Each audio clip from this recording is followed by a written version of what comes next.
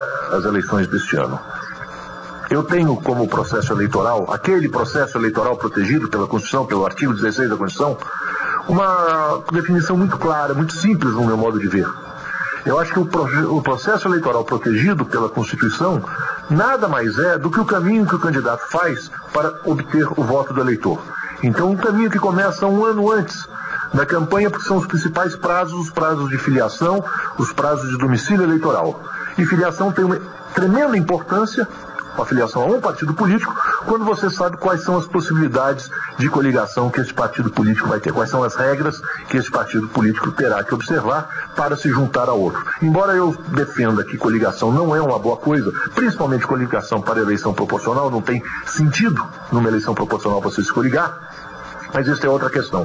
O problema importante é que você tenha a segurança jurídica de um ano antes, quando você escolher que partido você vai se filiar, que você vai estar afiliado para concorrer à eleição que vai acontecer um ano depois, você já saiba tudo aquilo que você poderá ou não poderá fazer. Mas veio a Lei 11.300, em abril deste ano, se eu não me engano, e trouxe umas novas regras, que eu dividiria em dois campos maiores. O campo da propaganda, que é o que tem suscitado as maiores dúvidas neste momento, e as regras que dizem respeito à prestação de contas, aí incluindo a que também disciplina fontes de recursos para campanhas eleitorais. Eu acho que, salvo no que diz respeito a normas de prestação de contas, ou seja, obrigações que decorrem, ou melhor, que ocorrem após a eleição, e que visam identificar e mostrar à justiça o que aconteceu no curso da eleição, isso evidentemente não tem interferência, no meu modo de ver, no processo eleitoral. Quero dizer que isso não é unânime, não. Em debates que participei, junto com colegas advogados, com colegas juízes, com membros do Instituto Brasileiro de Direito Eleitoral, essa opinião não é unânime. Existiam pessoas que eu tenho a maior admiração, que defendem que nenhuma norma desta lei poderia ser aplicada a essa eleição, inclusive aquelas que disciplinam a prestação de contas. E com um argumento que é ponderável. Ele dizia o seguinte, esse meu colega, ele dizia que, olha, se essa norma vai disciplinar de modo diferente a estrutura que o candidato tem para prestar contas, porque até então, como não tinha sanção, os candidatos, evidentemente, não se preocupavam com a regularidade das suas contas, com a correção de suas contas. Eles faziam aquilo mais ou menos sem maior preocupação. E agora eles têm uma grave consequência. Então ele dizia, o candidato terá que montar uma estrutura maior.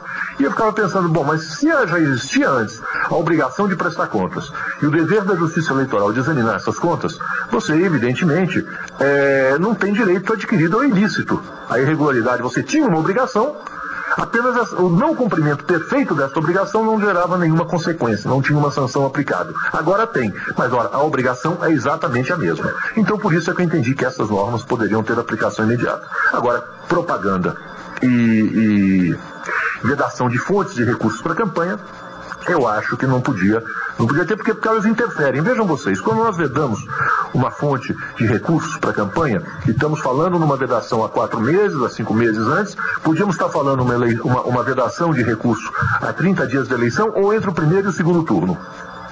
Isso nós dizemos o seguinte, olha, o candidato... uma das fontes vedadas aqui foram as igrejas, os momentos religiosos. Eu até acho que a igreja não tem que doar dinheiro para a campanha eleitoral. Essa é a minha opinião. Alguém podia, 1 ano atrás, falar assim, olha, eu tenho um apoio da igreja, determinada igreja, vai me dar um apoio financeiro para a minha campanha, eu vou preparar para ser candidato. E aí, no curso deste ano, se vem e se fecha essa torneirinha. Evidentemente, estará se prejudicando a campanha desse candidato, como podia ser o contrário.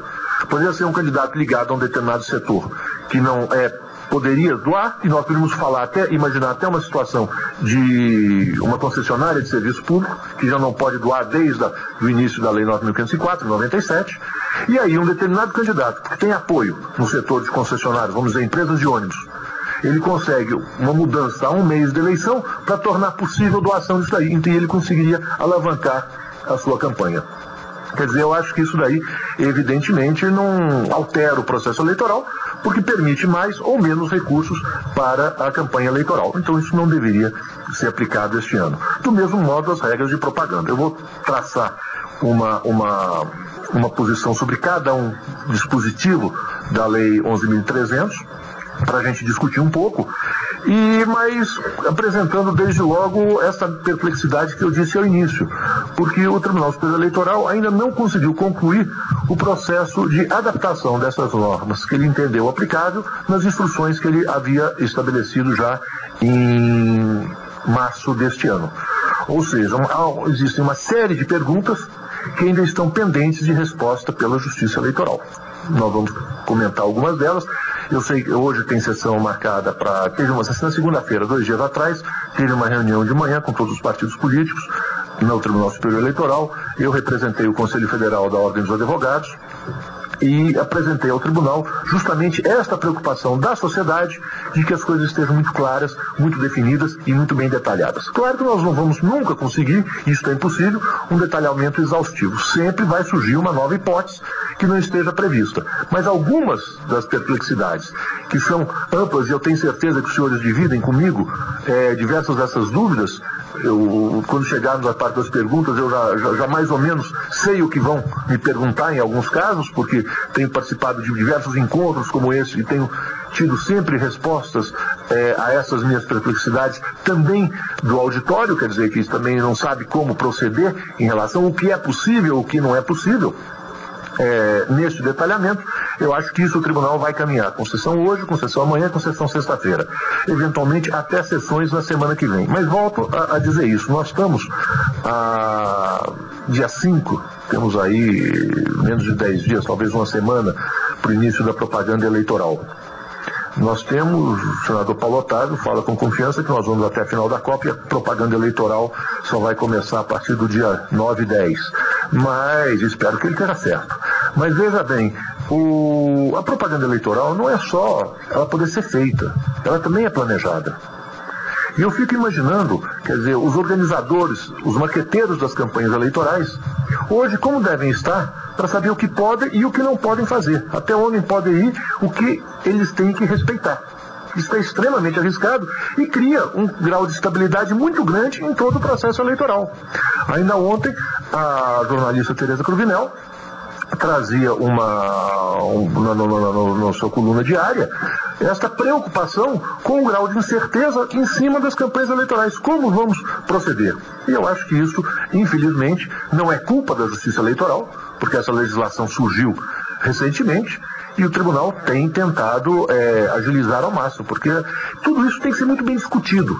Encontros como esses são extremamente importantes na medida em que as dúvidas surgem, vem o debate e se chega a alguma coisa. Eu já entrei em diversas palestras com uma ideia e saí com outra, porque as pessoas fazem uma observação, a gente levanta um ponto que não tinha, um aspecto que não tinha até então imaginado, e vai refletir sobre ele. E é assim que se forma a jurisprudência.